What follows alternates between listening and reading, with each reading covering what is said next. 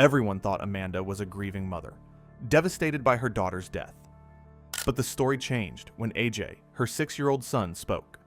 He revealed a secret no one had seen, a moment by the pool that turned the image of a grieving mom into something far darker. The courtroom went silent as his words painted a picture no one could ignore. How old are you? 7, And what grade are you in, AJ? 4th grade. Can you tell me what a lie is? It's not the truth. Esto, Florida was the kind of town people barely noticed on a map. Fewer than 350 people lived there. The roads were short, the houses were close, and almost everyone knew each other by name. It felt like nothing truly bad could happen there. But on one hot day in August 2007, that calm image shattered forever. This story begins inside one small home in Esto, a home where a mother lived with her 2 children, a home that would soon become the center of one of the most disturbing stories the town would ever know. My name is Amanda Lewis. I lost my kids and my freedom in the blink of an eye, and I am innocent. Amanda Lewis was a young single mother. She worked as a nursing assistant at a small clinic and sometimes took long shifts that left her tired and worn down. She was raising 2 children on her own, without much help, in a quiet town where everyone watched and talked. Life was not easy, but to the outside world, it looked normal. Amanda had a daughter named Adriana and a son named AJ. Adriana was 7 years old. AJ was 6. Amanda told people she loved her children deeply. She said being a mother was hard, but she was doing her best. She described herself as strict but caring. Some people believed her. Some did not look closely enough to ask questions. Adriana Hutto was the kind of child people remembered. She was full of energy and always wanted to be seen and heard. She talked a lot, moved a lot, and laughed loudly. People said Adriana looked a lot like her mother. They had similar faces, similar voices, and even similar ways of walking. She was a happy child. She was very outgoing, very hyper. She looked like me, she acted like me. She was headstrong like me. She was like my walking shadow. She was not a quiet child. She needed patience and understanding. Some days were harder than others, but she was still just a little girl, learning how to exist in the world. AJ was very different from his sister. He was quiet and calm. People described him as gentle and thoughtful. Amanda often said AJ was easier to manage because he stayed out of trouble. He followed rules. He listened. He did not challenge adults the way Adriana sometimes did. They spent most of their time together. No one knew then that AJ would become the most important voice in this story. He was quiet. He could sit in the corner and play by himself and be content and happy. How often would people tell you, that boy is adorable? All the time. August 8th started like any other day. The Florida heat was heavy and crushing. The sun rose early, and the air felt thick even in the morning. Amanda had just finished an overnight shift at work. She came home exhausted, running on very little sleep. Adriana and AJ were already awake, sitting in the living room and watching cartoons. The house was quiet except for the television. Amanda planned to take them out later to buy school supplies. It was almost time for a new school year. Before that, Amanda wanted to rest. She decided to take a short nap. She told the kids to stay inside and behave.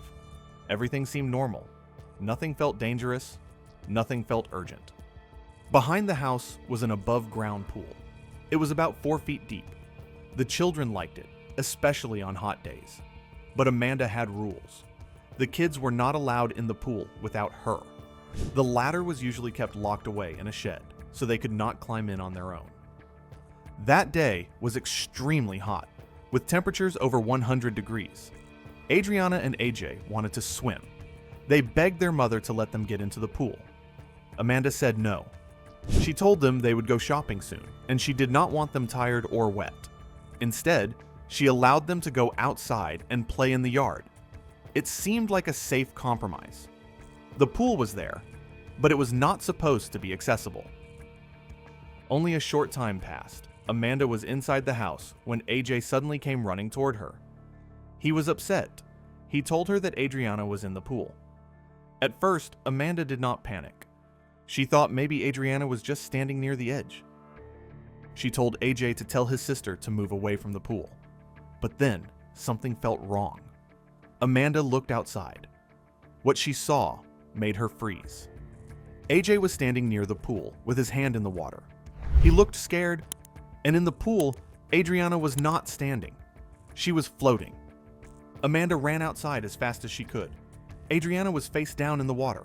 Her body was still. Her skin had turned purple and blue. She was not breathing. Amanda pulled her daughter out of the pool and laid her on the ground. Panic took over. She ran back inside and grabbed the phone. Her hands shook as she dialed 911. Her voice was full of fear as she begged for help.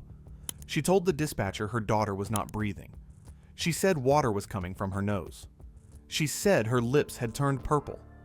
She begged them to come quickly. 911. I need an ambulance, please.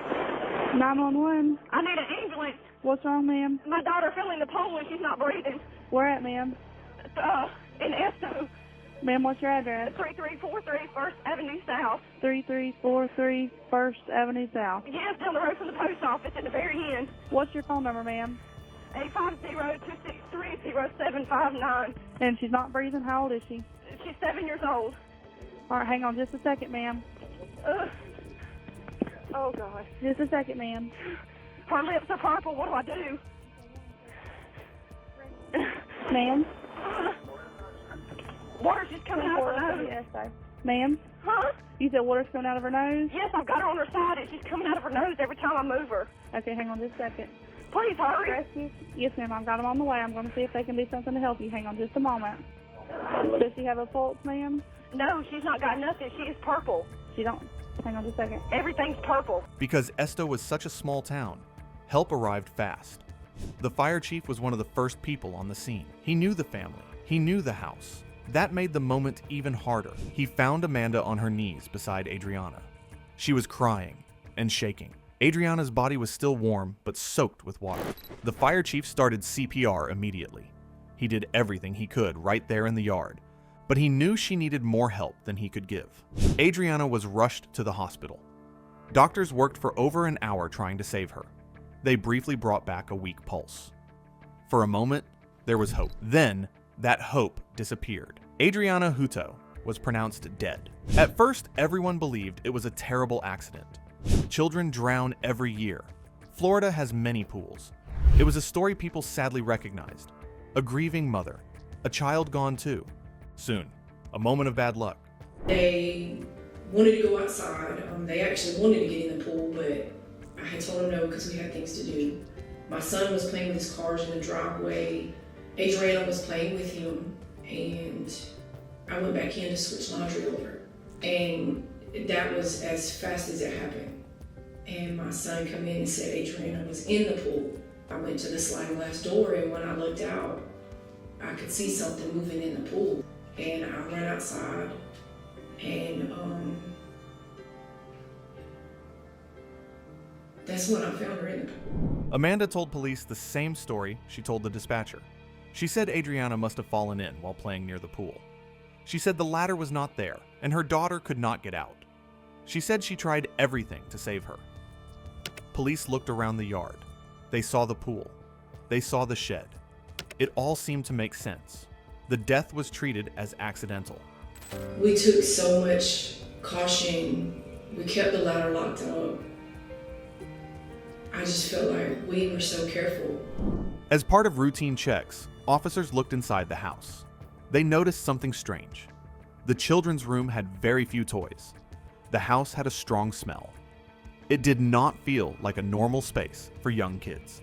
Amanda explained that the toys had been taken away as punishment and placed in the shed. Officers later checked the shed. They did not find toys there. Only a small wagon and a couple of pool inflatables sat in the yard. Still, at that point, nothing officially pointed to a crime. After Adriana's death, AJ did not stay with his mother. He went to stay with his grandparents. He was quiet. He did not cry much. He did not ask many questions. He just watched and listened. Adults around him spoke in hushed voices. They talked about accidents and tragedy. They talked about how sad everything was. They talked about Amanda and how she had lost her child. Ajay heard all of it, but things were not as simple as they first seemed. Sometime later, AJ said something that stopped his grandparents cold. In simple words, he told them that what happened to his sister was not an accident. He said something had happened at the pool. Something bad. Something his mother did. His grandparents did not know what to think.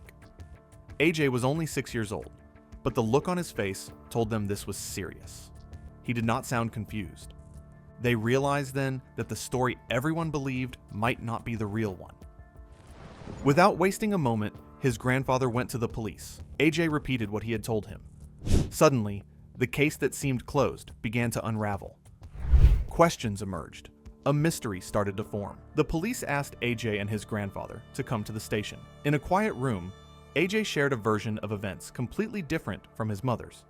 He said it all started with something small. Adriana had been playing with her mother's window cleaner, spraying it around the house and making a big mess. Amanda got furious. But it wasn't just a simple scolding. Call to go get Adrian. And then, Adrian was trying to escape from Mama. And then Mama pulled her back in the car. And then once they got back home, Mama threw her back in the pool. You said that Adriana had left and your mama had to go get her? So, Where did she go? then she had to go to the bus stop and wait till somebody picked her up. And all this was today? According to AJ, in a moment of extreme anger, Amanda grabbed Adriana and threw her into the pool. When she fell in, she screamed in panic. To stop her from making noise, AJ said his mother held her daughter's face under the water. She pushed Adriana down so no one could hear her. AJ explained that he had been hiding nearby, right near the front of the house, by a tree, next to a trash can. And from there, he could see everything that no one else witnessed. At first, when asked if he had seen everything, AJ said no. He explained that if he had witnessed the full event, he would get in trouble. Later in the questioning, he changed his answer, saying yes, he had seen everything. He described exactly what had happened. Meanwhile, Amanda stuck to her story, insisting it was all an accident and that Adriana had simply drowned. The conflicting stories confused the police. A 6-year-old's words directly contradicted his mother's account. Who should they believe? The mother or her son? Faced with this huge conflict, the authorities decided to dig deeper. Investigators started looking into Amanda's life before that fateful day. They found things no one in town knew. When Adriana was just 6 months old, Amanda got a call to serve in the National Guard. She had to leave her daughter with family for some time. The relationship between Amanda and Adriana had never been easy. Adriana was diagnosed with ADHD, and she could be disobedient and difficult. She often refused to do her homework, and small disagreements quickly turned into big arguments. Ajay, on the other hand, was calm and easier to handle. When police entered the house, they were shocked. The bedroom smelled strongly of urine. The beds were bare, with no sheets. The house was messy, chaotic, and completely neglected. But the strangest part? There were no toys anywhere. When officers asked Amanda about this, she said the toys existed, but had been taken away as punishment because the children hadn't obeyed. She claimed she had put the toys in a shed for a week and would return them later. When police checked the shed, the same place where the pool ladder was kept, there were no toys at all. Not a single one. This raised serious doubts. The strange details didn't stop there. The doctor who tried to revive Adriana at the hospital said Amanda's reaction to hearing her daughter had died was unusual. She showed almost no emotion. No crying, no screaming, no words, just cold, silent, expressionless stillness. This was shocking because during the 911 call and when firefighters arrived, she had been frantic, crying, panicked, and desperate. She had even vomited earlier from nerves. But when she learned her daughter had died, she went completely silent. Investigators found this behavior suspicious. The police decided to dig deeper. They brought in a specialist to review AJ's interviews. The expert noticed many inconsistencies in his statements. AJ had said at first he hadn't seen everything. then later claimed he had witnessed the full event. He even changed his exact hiding spot, from one location to another. These small changes were huge red flags for investigators. Authorities began to wonder if AJ had been influenced by an adult.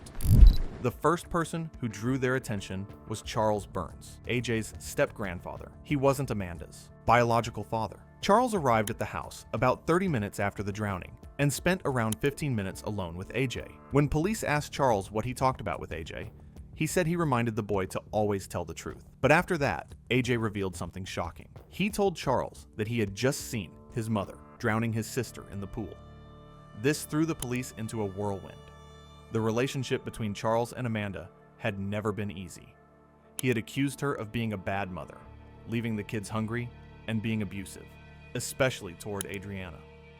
Investigators now faced two sides of the story: AJ's shocking account and Charles's accusations.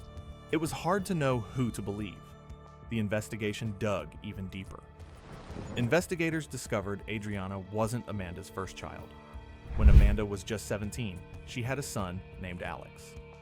Even as a teenager, Amanda had cared for him with love. But when Alex was 1 year and 4 months old, he stopped breathing and died. Amanda said he had been sleeping. She left the room for a few seconds, and when she returned, he was lifeless on the floor.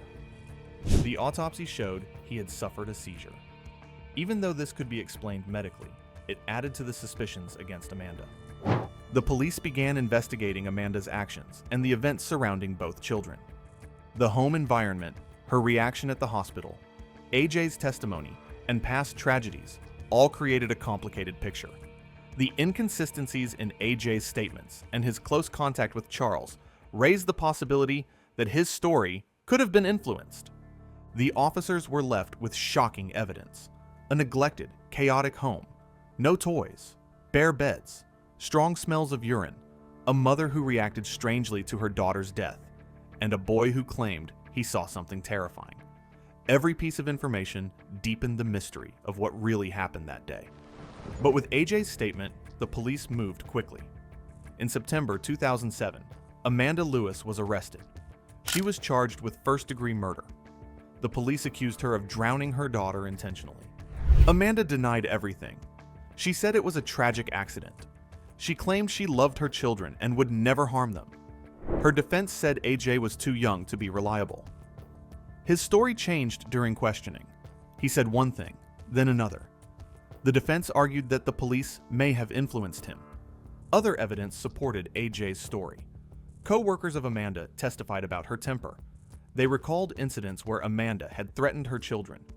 Months before Adriana's death, Amanda had yelled that she couldn't take her daughter's behavior anymore. She even said, "I'm going to kill my own daughter." She later claimed it was just a heated expression. Investigators noted bruises on Adriana's forehead. They matched AJ's demonstration of how Amanda allegedly pushed her face underwater. The lack of toys, the messy home, and the reports of threats created a troubling picture. AJ's testimony, combined with physical evidence, made the case against Amanda stronger. Even though some of AJ's statements were inconsistent, the core of his story matched the facts. The trial began in February 2008. Amanda maintained her innocence. She said she did not hurt her daughter. She insisted it was a tragic accident. AJ was the star witness. He told the court everything he had described to police. He used drawings to explain the pool, his mother, and his sister. He cried during testimony, but stayed consistent with the events he described. The jury had to decide whether to believe the child or the mother.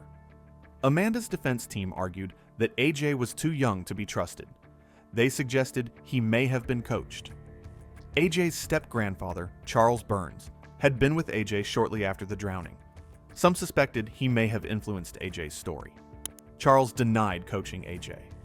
Despite these questions, AJ's testimony carried weight. After only a few hours of deliberation, the jury reached a decision. Amanda Lewis was found guilty of first-degree murder and aggravated child abuse. The judge sentenced her to life in prison without parole. The defendant is guilty as charged of first-degree felony murder. We, the jury, find as follows as to the defendant, Amanda Elaine Lewis, as to count 2 in this case. The defendant is guilty as charged of aggravated child abuse. Amanda appealed in 2010. She argued legal technicalities, saying aggravated child abuse could not be used as part of a felony murder charge. The appeal was denied. In November 2025, Amanda filed another motion for post-conviction relief, claiming juror misconduct. That motion is still being reviewed. AJ was placed with a new family, and his identity was changed for safety reasons. He grew up away from Amanda and never maintained contact with her, explaining that the distance helped him avoid reliving the trauma. Now 24, he works as a firefighter, dedicated to saving lives, and speaks openly about what he went through. He remembers stepping into the courtroom vividly, taking the witness chair, seeing his mother in jail, and explaining everything with words and drawings. AJ says there was relief when the truth finally came out, even though it was heartbreaking to testify against his own mother.